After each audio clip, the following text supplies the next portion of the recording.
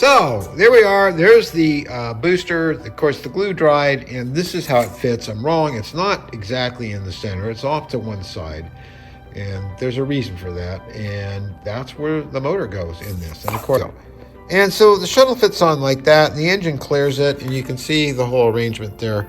That's how that will be in the end. And I only put this in temporarily so that you could see how that all fits in. Of course, this will have to be glued in permanently, but next step they want us to do is not what I just showed you. They want me to start getting ready to do the fins, which fit inside the SRB. So we're going to start that. That's step 4. And again, it wants me to use one of these. Overlap tab, fin line, fin tube marking guide. So I'll be using that, wrapping it around, marking it, drawing some straight lines, and then putting in these 2 rings here. These 2 rings here are what allow this to fit tightly inside the SRB so that when you have it on display, you can remove them and show the model as the way it would be if it was actually launched by NASA. So that was kind of cool. They did that, although a lot of people leave them in because they don't look that bad, and it's a rocket model, and it sits very well on displays that way. Okay, there's the basic configuration. I did the best I could, just kind of propping things up. That's how they will go.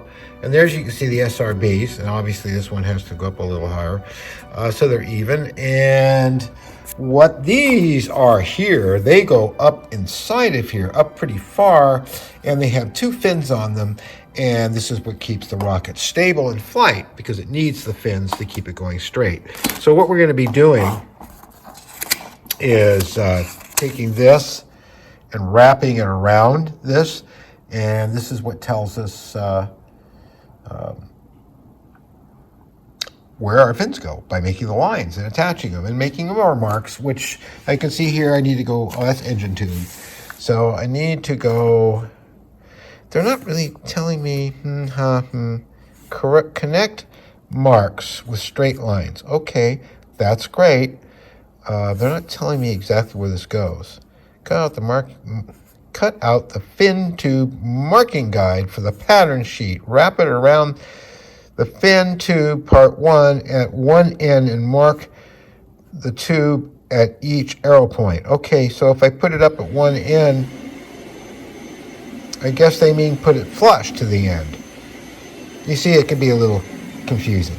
So we'll take this one step at a time. Okay, this was kind of a tight fit, but I got it on. I think it's straight, sort of straight, not really, doesn't quite make it, but we'll be fine. So we're gonna make those marks right here and here and draw a line through it. And then we'll do it again right there.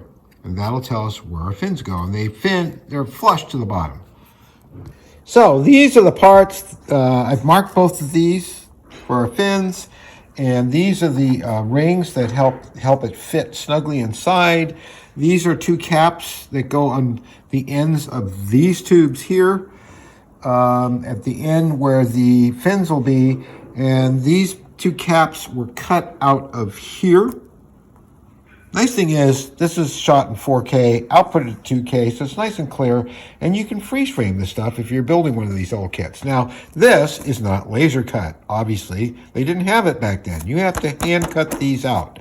So here we go again. So I had to mark this 2 1/4 from here to here, and this centering ring fits right up against that mark, and the other one goes flush. I haven't glued them on yet. I also took the fins here. They want you to round off the leading edge, of course, because they penetrate the air much better that way.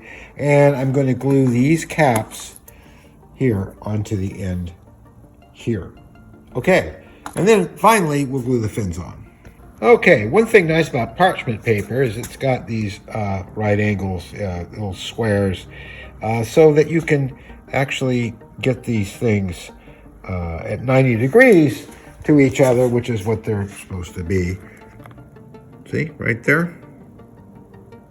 And when you glue them this way, they're not going to be flat to the sides of the tubes if you don't raise them up slightly above the little cap. The next step we're going to be getting to is gluing that engine mount into the main fuel tank and starting to work on the SRBs and putting the parts on them and all these little rings and things that go on next. And then we're actually going to get to the main fuel tank.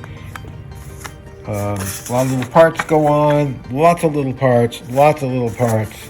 Then they'll start talking about working on the shuttle and putting all the parts on that. So this is not a fast build by any means, but you know what? It's going together really well, and I'm really pleased with it so far. And I can't wait to fly this. I've been watching videos on YouTube of some of the past flights that have been done with these, and even some that are newer, and they really fly well. The other one that flies well, once somebody builds it who knows what they're doing, is the new space shuttle, which they don't offer anymore. I'm going to look for one of those. I want to get my hands on one of those because I saw a couple of videos of those, and they're a little bigger than this, and the shuttle flew really well.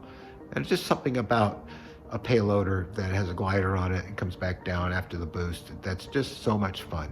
And of course, eventually, we're going to build Frank Burke's space shuttle, which is designed to be launched off a rail and flown back down RC.